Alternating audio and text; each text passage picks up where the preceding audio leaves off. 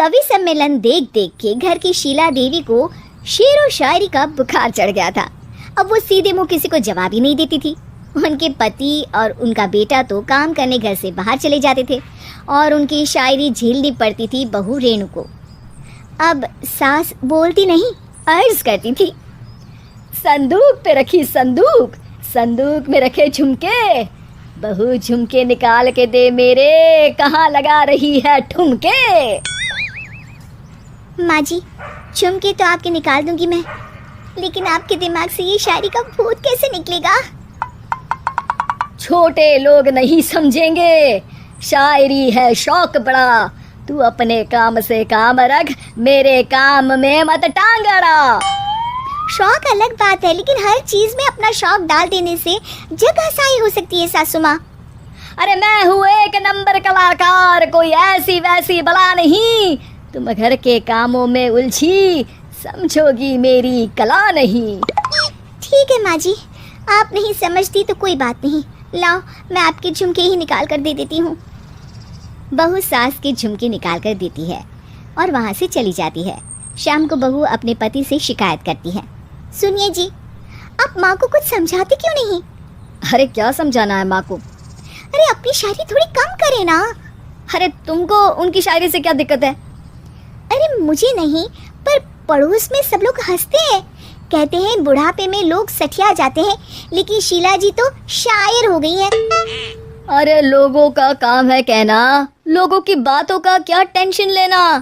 अरे वाह, मैंने भी शेर कह दिया, वाह वाह वाह वाह। देख लो, तुमसे किसी ने कहा नहीं और तुम्हारे सामने कोई माँ की बुराई नहीं करता तो तुमको फर्क नहीं पड़ रहा। अरे तुम खामखा की बात का बतंगड़ बना रही हो। चलो चाय बना कर ले आओ मेरे लिए, साथ पियेंगे, कोई ढंग की बातें करेंगे। रेणु चाय बनाने लगती है। पहले वो अपने पति को चाय देती है, फिर सास को और आखिर में अपने ससुर को। लेकिन वो देखती है कि ससुर जी कुछ परेशान से हैं।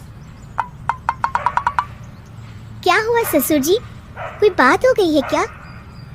अरे तेरी सास बात बात पे शायरी करती है। कल मैंने पूछा कि खाना खाया तो तेरी सास ने क्या जवाब दिया पता है?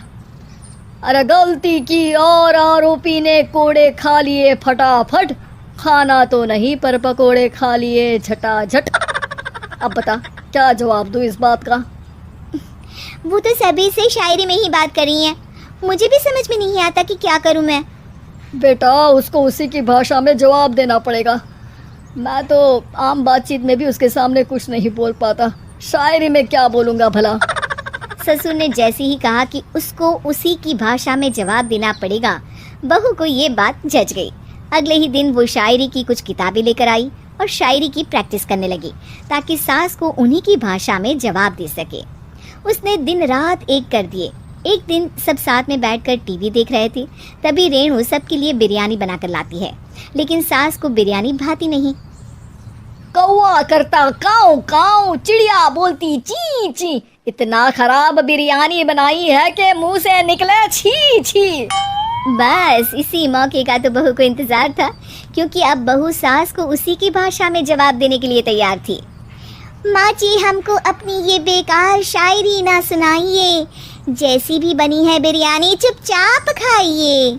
ससुर जी और रेणु के पति ने रेणु का जवाब सुनते ही जोर से ताली बजाई और सास ने जब रेणु का शायराना जवाब सुना तो उनके गले में बिरयानी अटक गई। बहू ने एक और शायरी का तीर छोड़ा। शायरी में बहू के सामने सास हो जाएगी ढेर, क्योंकि सास मारेंगी एक शेर तो बहू मारेगी 1.25 शेर। सास को छोड़ के सब वाह वाह करने लगते हैं। आज पहली बार सास को नहले पे दहला मिला था और रेणु ने सास का मुंह चुप करा दिया था। अगले दिन रेणु का पति उससे कहता है, अरे वाह, तुमने तो माँ की बोलती ही बंद कर दी, मज़ा आ गया। अब मेरे लिए कुछ बना दो, खाकर मैं काम पर चला जाऊँ।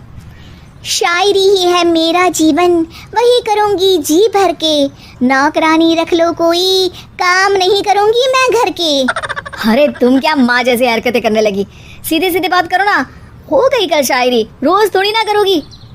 शीशी भरी गुलाब की पत्थर पे फोड़ दो, जो मुझे शायरी से रोके उसके कान मरोड़ दो।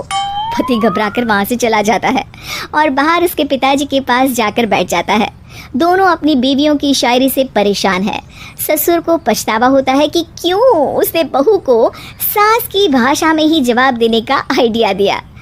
अब तो घर में दो दो शायर हैं। दोनों एक साथ दुखी स्वर में कहते हैं, हम दोनों की ही बीवियां जब से शायर हो गई है, क्या बताएं, जिंदगी एक फटा हुआ टायर हो गई है।